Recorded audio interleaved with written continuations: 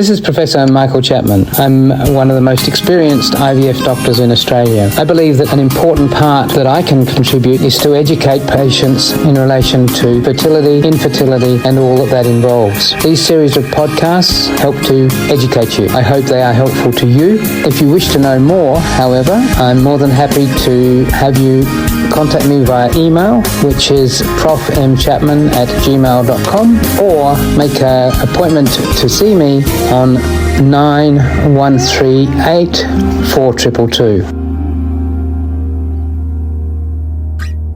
Okay, hi, Michael Chapman. I'm a fertility specialist, probably one of the most experienced IVF specialists in Australia at the moment, partly because I've been around for a long time and partly because I've been involved in research and pushing forward the barriers of progress in terms of improving success rates. This session, we deal with questions coming from you or ones that have been sent to us earlier. We'll probably start off with a question from before.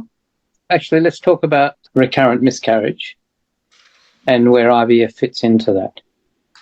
Sure. So recurrent miscarriage these days is defined as 2 consecutive pregnancy losses before 12 weeks of pregnancy.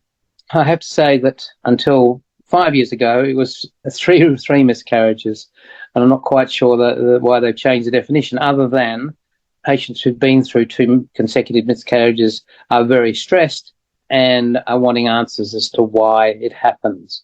In the background, that our mothers, our grandmothers, and our forebears, miscarriage was relatively common because it occurs in 1 in every 6 pregnancies if you're under the age of 38. It gradually climbs to 1 in 5 at 40 and 1 in 2 when you're 45 years of age. Mainly, and what miscarriages are, is nature dealing with genetic abnormalities in the fetus. Strangely, and we don't understand why, humans produce the highest percentage of abnormal embryos of any mammal. We're talking about cows and sheep and pigs and whatever.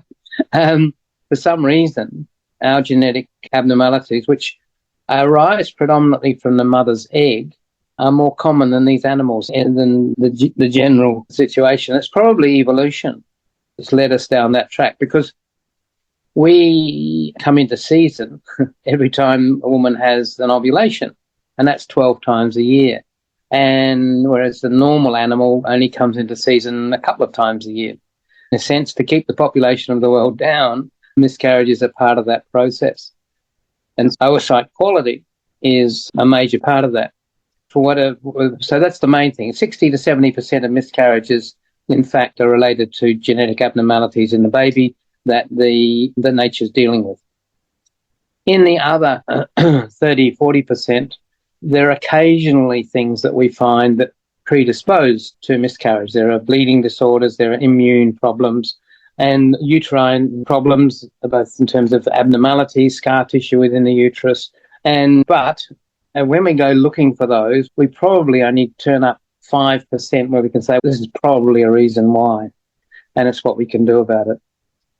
So when you come and see me after 2 consecutive miscarriages, I'll do all those investigations. But as I say, 95% of the time, we'll come up with nothing that's an obvious cause, and we'll go back to the notion that the vast majority are random chromosome events. So where does IVF fit into that? Well, what IVF can do is to remove embryos before we put them back that have a genetic abnormality. Because what we can do is do IVF, collect the eggs, put them with a partner's sperm, grow them for 5 days, and then on the 5th day, when there are about 400 cells in the blastocyst, we take away 10 cells, which rarely affects the embryo. We send them off to the laboratory, and the laboratory looks for the 23 pairs of chromosomes that make up the 46 chromosomes of a normal baby, and they can work out the majority of the cells in that sample are abnormal, having an extra chromosome called a trisomy, and that's what Down syndrome is, or monosomies, that's with a single with one chromosome of the pair missing. Turner syndrome is an example of that. And don't forget that you can access all the previous episodes by going to our website www.theivfjourney.com and select IVF Journey podcast from the navigation menu.